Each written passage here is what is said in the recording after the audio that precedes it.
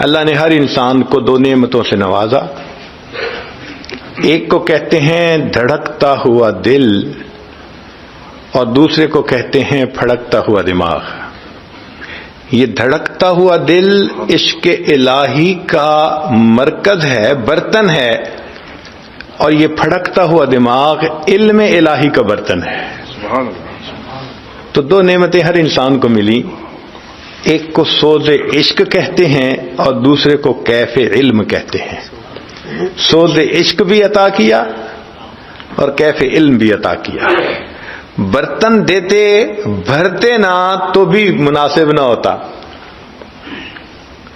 اور اگر چیزیں دیتے تو برتن کی ضرورت تھی. تو اللہ نے دو نعمتیں ہر بندے کو دیں. ایک دھڑکتا ہوا دل دیا، یہ سوز عشق کا مرکز ہے، ساری محبتوں کا تعلق دل کے ساتھ ہے.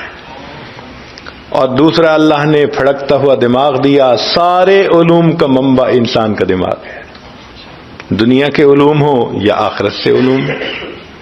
چنانچہ یہ دو نعمتیں اللہ رب العزت نے انسان کو عطا کی. یہ دونوں الگ الگ نعمتیں ہیں، مگر عقل کا اپنا کام ہے اور دائرہ کار ہے، اور عشق کا اپنا دائرہ کار ہے. عبادت میں عشق کام آتا ہے. عقل کو افکار سے فرصت نہیں، عشق پر اعمال کی بنیاد رکھ. عقل عیار ہے، 100 بھیس بنا لیتی ہے، عشق بیچارہ نہ ملا ہے نہ واعظ نہ خطیب. عجیب بات ہے کہ انسان کے جسم کے ہر عضو کا اپنا کام ہے. آنکھ کا کام دیکھنا، زبان کا کام بولنا، کان کا کام سننا، دماغ کا سوچنا، اور دل کا کام ہے محبت کرنا. ہر انسان کا دل محبت کرتا ہے. فرق اتنا ہے کہ یا تو خالق سے محبت ہوگی، اور اگر نہیں تو پھر مخلوق کی محبت ضرور ہوگی. دل بحر محبت ہے، محبت یہ کرے گا، لاکھ اس کو بچا تو یہ کسی پر تو مرے گا. پتھر سے ہو، خدا سے ہو، یا پھر کسی سے ہو، آتا نہیں ہے چین محبت کیے بغیر. دنیا کے ہر انسان کو اس محبت سے واسطہ پڑتا ہے، مگر فرق ہوتا ہے شریعت کے مطابق ہے تو یہ اللہ کی محبت کہلائے گی. ماں باپ سے محبت، میاں بیوی کی محبت، اولاد کی محبت، استاد شاگرد کی محبت، تمام محبتیں جو شریعت کے دائرے میں ہیں وہ اللہ کی محبت کہلائیں گی. اور جو دائرہ شریعت سے ہٹ کے نفس کی وجہ سے، شیطانیت کی وجہ سے، ان کو مخلوق کی محبت کہیں گے.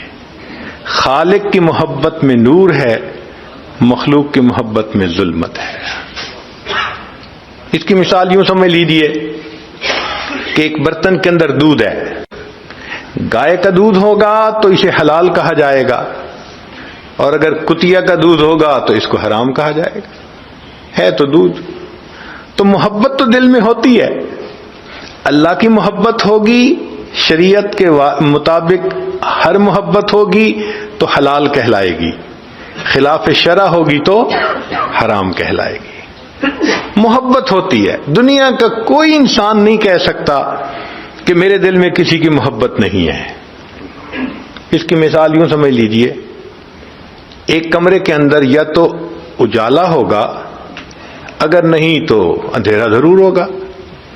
ہر انسان کے دل میں یا تو اللہ رب العزت کی محبت کا اجالا ہوگا، اگر نہیں تو مخلوق کی محبت کا اندھیرا ضرور ہوگا. اب یہ ہم پر منحصر ہے کہ ہم اپنے دل میں اجالے کا بندوبست کرتے ہیں یا اپنے دل کے اندر اندھیرے کا بندوبست کرتے ہیں. اللہ رب العزت پہنچنے کا سب سے آسان راستہ کہ انسان عشق کے گھوڑے پہ سوار ہو جائے. منزل جانی ہو نا، پیدل چلنی آسان مشکل ہوتی ہے، سواری ہو تو آسان ہو جاتی ہے. آپ دیکھیں کہ ایک بندے کو مشرق سے مغرب جانا ہو اور پیدل چلے تو میرا خیال ہے سالوں کے بعد بھی نہیں پہنچ سکے گا، اور ہوائی جہاز پہ سوار ہو جائے تو سبحان اللہ ایک دن کے اندر اندر پہنچ جائے گا۔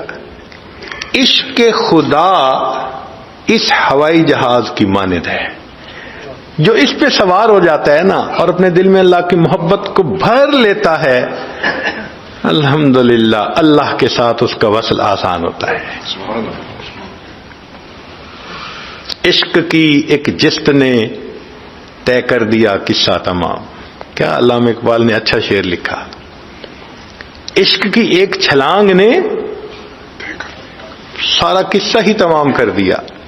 عشق کی ایک جست نے طے کر دیا قصہ تمام، اس زمین و آسمان کو بے قراں سمجھا تھا میں سمجھا تھا زمین و آسمان کے فاصلے ہم طے نہیں کر سکتے، عشق کی ایک جست نے زمین سے اٹھا کر عرش پہ پہنچا دیا۔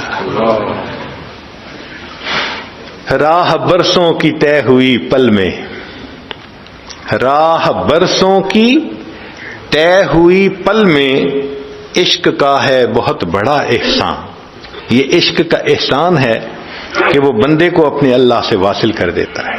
اس لیے جو عشق کے گھوڑے پہ سوار ہو کے چلتا ہے ہمیشہ منزل پہ پہنچتا ہے، جو عقل کی بنیاد پہ چلتا ہے ہمیشہ راستے میں رہ جاتا ہے۔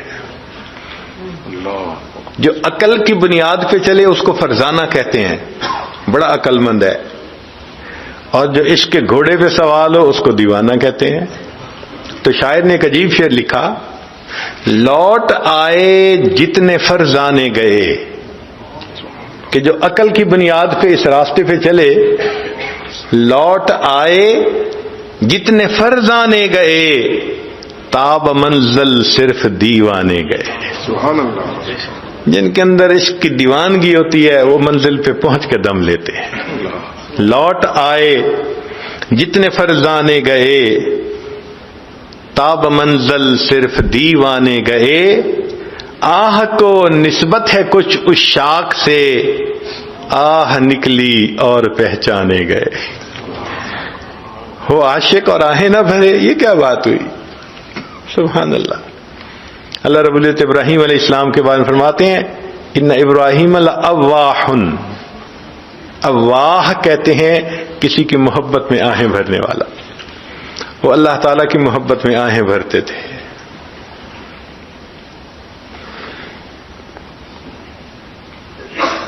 اس لیے عقل و دل و نگاہ کا مرشد اولی ہے عشق۔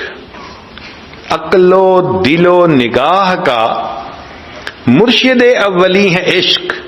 عشق نہ ہو تو شرع و دین بت کدائے تصورات۔ شریعت میں سے عشق الہی کو نکال دیں تو پیچھے کیا بچے گا؟ چند تصورات بچ جائیں گے۔ تو اصل چیز تو اللہ کی محبت ہے۔ اس لیے جو اللہ کا عاشق بن جاتا ہے پھر مخلوق کا محبوب بن جاتا ہے۔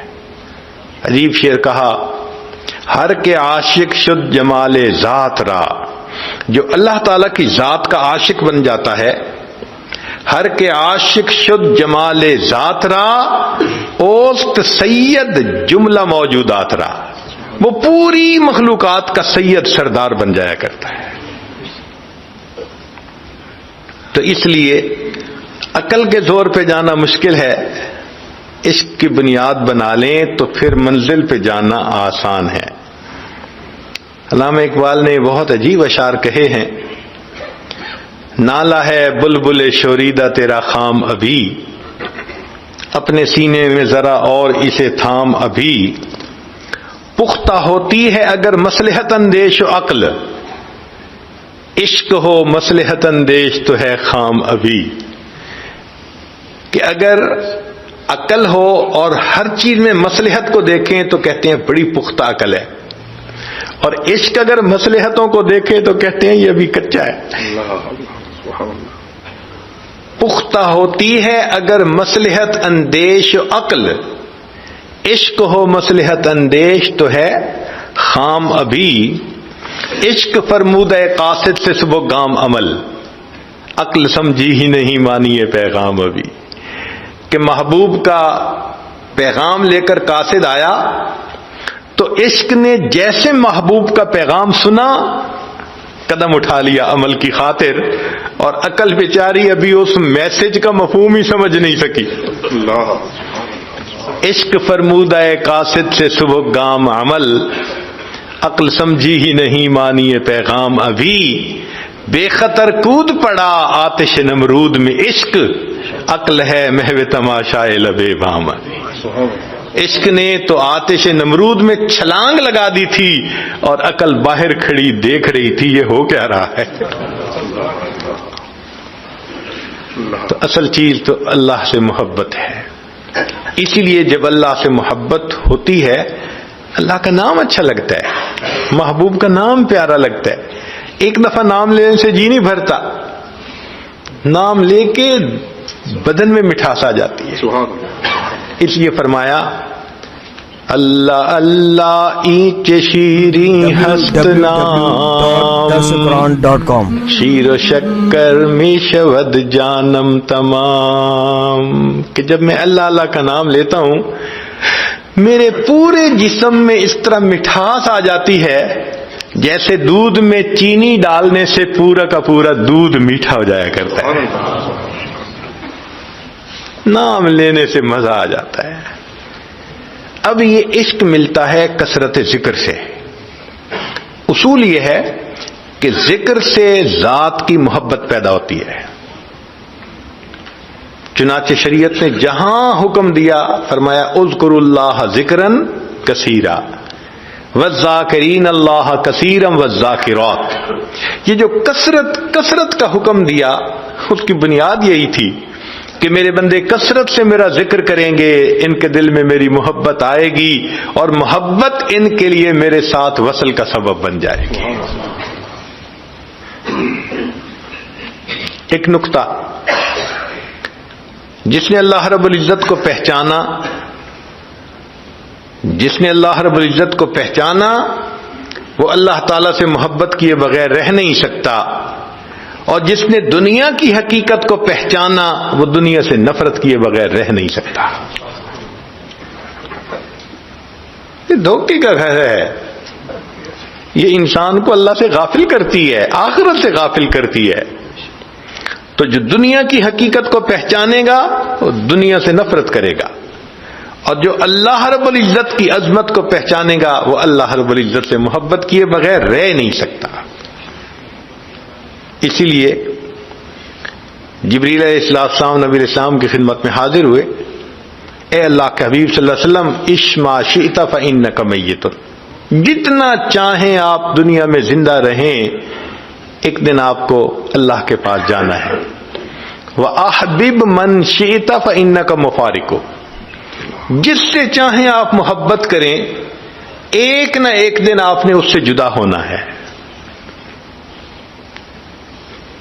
یہ جو مفارق ہو یہ باب مفاعلہ کا صیغہ ہے، جہاں بھی دنیا کی محبت ہوگی ایک دن جدائی ہونی ہے۔ اب کوئی کہے جی ہم میاں بیوی میں بڑی محبت ہے، بھئی جتنی محبت رہے موت بالآخر جدا کر دیتی ہے، جدائی تو ہے، انجام ہی جدائی ہے۔ تو جو مخلوق سے محبت کرے گا ایک نہ ایک دن مخلوق سے جدا کر دیا جائے گا، جو اللہ رب العزت سے محبت کرے گا ایک نہ ایک دن اللہ سے ملا دیا جائے گا۔ سبحان اللہ، سبحان اللہ۔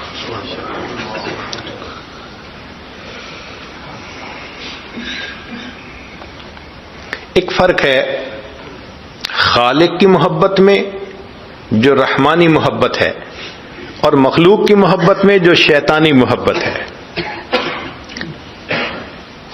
خالق کی محبت سے دل میں نور آتا ہے، مخلوق کی نفسانی محبت سے دل میں ظلمت آتی ہے۔ خالق کی محبت سے چہروں پہ نورانیت آتی ہے، اور مخلوق کی محبت سے چہروں پہ ویرانی آتی ہے۔ اللہ کی محبت سے دلوں میں سکون آتا ہے، مخلوق کی محبت سے دلوں میں بے چینی آتی ہے۔ آپ بڑے آرام سے دیکھ سکتے ہیں کہ کون بندہ کہاں انوالوڈ ہے۔ چین نہیں آتی، راتوں کو نیند نہیں آتی، لوگوں میں بیٹھنے کی وجہ الگ جا کے بیٹھے گا، ادھر فون سن رہا ہے، ادھر میسج کر رہا ہے، آپ فیل کریں گے کہ some thing is seriously wrong some where. بے چینی ہوتی ہے طبیعت کے اندر. گھر میں سب کے ساتھ مل کے کھانا نہیں کھائے گا، میں اکیلا کھانا کھا لوں گا، مجھے کھانے کی ضرورت نہیں، مجھے طلب نہیں کھانے کی.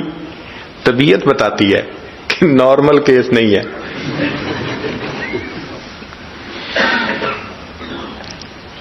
تو اللہ رب العزت کی محبت سے دلوں میں سکون آتا ہے، مخلوق کی محبت سے دلوں میں بے چینی آتی ہے.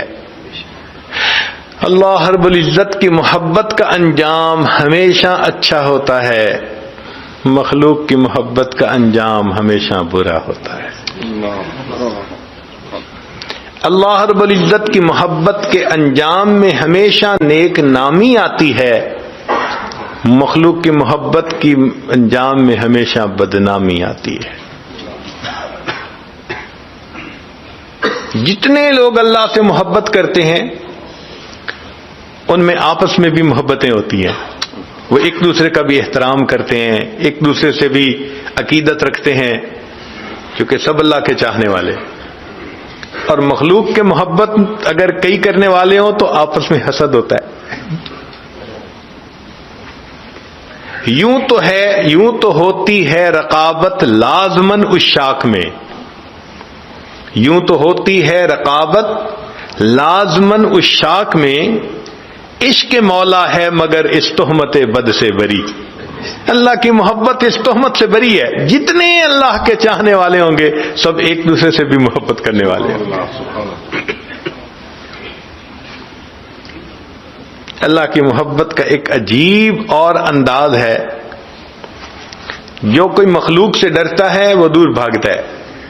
سانپ سے ڈرا دور بھاگا، شیر سے ڈرا دور بھاگا، کسی انجان بندے سے ڈرا دور بھاگا. جو مخلوق سے ڈرتا ہے وہ کیا کرتا ہے؟ دور بھاگتا ہے.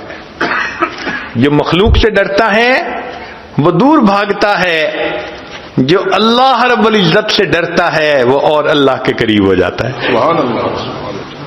اللہ تیری شان کتنی بڑی ہے. اللہ اکبر کبیرہ. اور ایک اور فرق ہے خالق کی محبت اور مخلوق کی محبت میں. جن کو مخلوق سے محبت ہوتی ہے وہ چاہتے ہیں کہ محبوب کا جسم ہمارے پاس ہو، ان کو جسم سے غرض ہوتی ہے. محبوب کا دل جہاں مرضی ہو، یہ مخلوق کی محبت. جسم ہمارے پاس ہو اور دل جہاں چاہے مرضی ہو. اور اللہ کی محبت کا معاملہ عجیب ہے. اللہ فرماتے ہیں میرے بندے تم مجھ سے محبت کرتے ہو، تمہارا دل میرے پاس ہونا چاہیے، جسم تمہارا جہاں مرضی ہو. تم بازار میں بیٹھے ہو مجھے پھر بھی اچھے لگتے ہو، مسجد میں ہو پھر بھی اچھے لگتے ہو، بس تمہارا دل ہر وقت میرے پاس ہونا چاہیے. اللہ کو دل چاہیے. تو اس لیے ہمیں چاہیے کہ ہم اپنے دل میں اللہ کی محبت کو بسائیں. مولانا روم رحمۃ اللہ نے کیا اچھا شعر کہا، فرماتے ہیں عشق با مردہ نباشد پائیدار. مرنے والوں سے اور ڈھلنے والوں سے عشق پائیدار نہیں ہوتا. عشق با مردہ نباشد پائیدار، عشق را با حی و با قیوم دار. اگر تم نے ہمیشہ رہنے والا عشق کرنا ہے تو تمہیں اپنے رب سے کرنا چاہیے جو حی و قیوم ہے، کبھی موت نہیں آئے گی. اللہ. مرنے والوں سے اور ڈھلنے والوں سے کیا محبت کرنی. زیب النساء مخفی کے اشعار ہیں، مرغ دل را گلشن بہتر سے کوئے یار نیست، کہ دل کے مرغ کے لیے یار کی گلی سے بہتر باغ اور کوئی نہیں. طالب دیدار را ذوق گل و گلزار نیست. جو دیدار کا طالب ہوتا ہے اس کو پھول بوٹوں کا شوق نہیں ہوتا، اس کو تو محبوب کا دیدار کرنا ہوتا ہے. آگے کہتی ہے گفتم از عشق بتاں اے دل چ حاصل کردئی، میں نے پوچھا اے دل تجھے ان دنیاوی محبوبوں کے عشق سے کیا ملا؟ گفت مارا حاصل جز نالہ زار نیست، کہنے لگی کہ مجھے مخلوق کی محبت سے سوائے رونے دھونے مایوسی کے سوا کچھ حاصل نہیں ہو۔ تو یہ مخلوق کی محبت کا انجام ہوتا ہے۔ اس لیے کہا میر مت مرنا کسی گلفام پر، میر مت مرنا کسی گلفام پر، خاک ڈالو گے انہی اجسام پر، ایک وقت آئے گا مٹی ڈالو گے انہی کے اوپر۔ میر مت مرنا کسی گلفام پر، خاک ڈالو گے انہی اجسام پر۔ اس لیے قیامت کے دن فساق کے اعضاء ان کے گناہوں کی گواہی دیں گے، اور عشاق کی آنکھوں سے برسنے والے آنسو اللہ کے سامنے ان کی محبت کی گواہی دیں گے۔ خوش نصیب ہے وہ بندہ جو اللہ کی محبت میں روئے، خوش نصیب ہے وہ آنکھ جس آنکھ سے اللہ کی محبت میں آنسو نکلے۔ حضرت گنگوئی رحمۃ اللہ علیہ نے ایک عجیب بات فرمائی، فرماتے تھے کہ جس شخص کی زبان سے ایک مرتبہ محبت کے ساتھ اللہ کا لفظ نکلا، ایک مرتبہ، جس شخص کے منہ سے ایک مرتبہ محبت کے ساتھ اللہ کا لفظ نکلا، یہ لفظ کبھی نہ کبھی اس بندے کے لیے جہنم سے نکلنے کا سبب بنا دیا جائے گا۔ ایک مرتبہ، صرف ایک مرتبہ، اللہ، ایک مرتبہ جس نے محبت سے اللہ کہا، کبھی نہ کبھی اس کے لیے جہنم سے نکلنے کا سبب بن جائے گا۔ اس لیے شیخ ابوالحسن شاذلی رحمۃ اللہ علیہ فرمایا کرتے تھے کہ عشق کتب ہے، نیوکلیس ہے، اور انسان کی ساری زندگی کے اعمال اس کے گرد گھومتے ہیں۔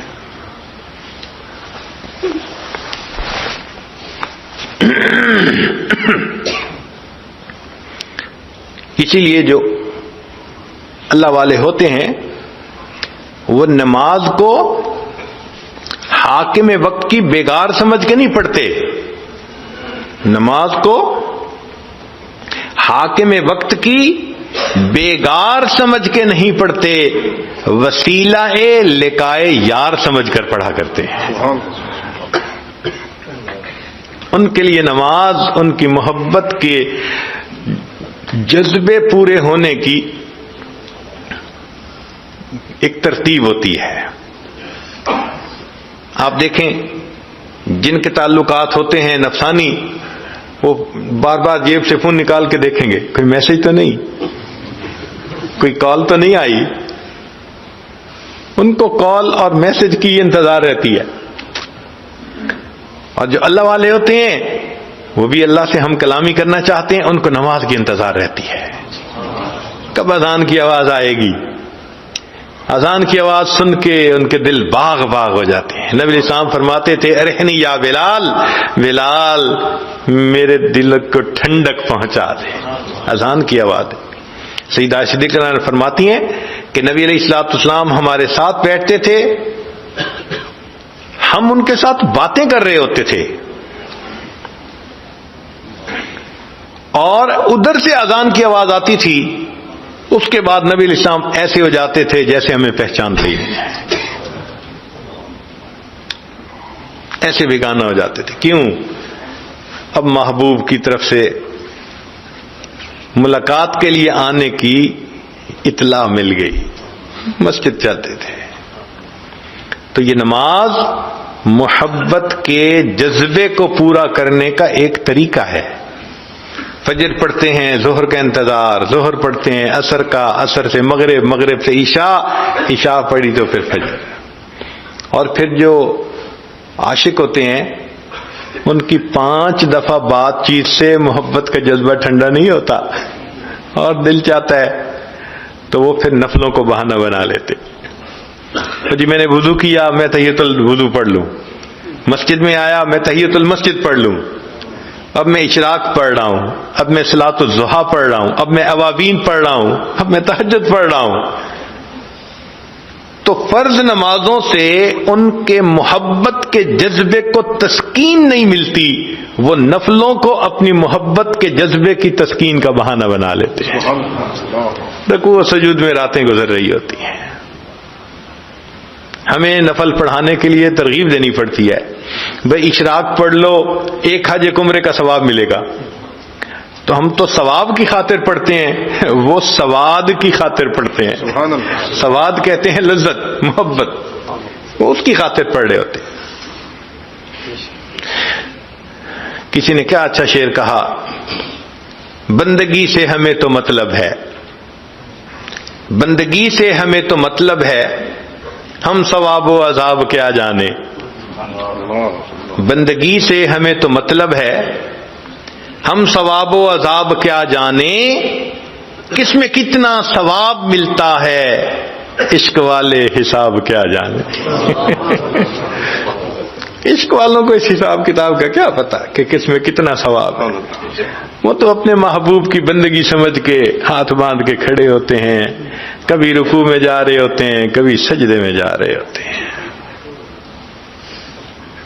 اللہ اکبر کبیرہ. اس لیے حضرت مولانا حسن علی گنگوہی رحمۃ اللہ علیہ بڑا لمبا سجدہ کرتے تھے.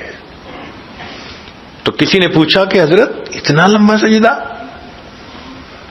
فرمان لگے ہاں، میں سجدہ کرتا ہوں، خیال آتا ہے معلوم نہیں پھر توفیق ملے گی یا نہیں ملے گی، میرا دل نہیں چاہتا سر اٹھانے کو. حضرت مولانا یحییٰ رحمۃ اللہ علیہ وہ بھی لمبا سجدہ کرتے تھے. تو کسی نے پوچھا کہ حضرت اتنا لمبا سجدہ؟ فرمان لگے ہاں، جب میں سجدہ کرتا ہوں یوں محسوس ہوتا ہے میں نے اپنے آقا کے قدموں پہ سر رکھ دیا، سر اٹھانے کو میرا دل نہیں چاہتا. کیا سجدے کے مزے ہوں گے ہیں. اللہ اکبر کبیرہ. حضرت مولانا فضل الرحمان گنج مراد آبادی رحمۃ اللہ علیہ، ان کی زیارت کے لیے ایک مرتبہ حضرت اقدس تھانوی رحمۃ اللہ علیہ تشریف لے گئے. جوانی کی عمر تھی تو گنج مراد آبادی رحمۃ اللہ علیہ نے فرمایا، اشرف علی جب میں سجدہ کرتا ہوں مجھے یوں محسوس ہوتا ہے جیسے قدرت نے میرے رخسار کا بوسہ لے لیا، میرے رخسار کا بوسہ لے لیا. اللہ اکبر کبیر. عبد الواحد رحمۃ اللہ علیہ کے سامنے کسی نے تذکرہ کیا کہ جنت میں نماز نہیں ہوگی، چونکہ وہ تو دار الجزا ہے، دار العمل تو نہیں ہے. تو جب ان کے سامنے تذکرہ ہوا کہ جنت میں نماز نہیں ہوگی تو آنکھوں میں سے آنسو ٹپکنے لگے. کسی نے کہا کہ حضرت رو کیوں رہے ہیں؟ فرمایا جنت میں نماز نہیں ہوگی تو پھر جنت میں مزہ کیا آئے گا. ان کو نماز میں کیا مزہ آتا ہوگا. حضرت حاجی صاحب رحمۃ اللہ علیہ کے پاس 1-2 نوجوان آئے اور انہوں نے حور و قصور کی باتیں شروع کر دیں. جنت میں حوریں ہوں گی، محل ہوں گے، کھانا پینا. حضرت سنتے رہے. آخر پر فرمایا کہ اگر قیامت کے دن اللہ نے مجھ پر رحم فرما دیا میں اتنی گزارش کروں گا، اللہ اپنے عرش کے سامنے مصلی کی جگہ عطا فرما دیجیے. عرش کے سامنے مصلی کی جگہ عطا فرما دیجیے. ہمارے ان اکابر کو نماز میں کیا سکون ملتا تھا، کیا لطف ملتا تھا ان کو.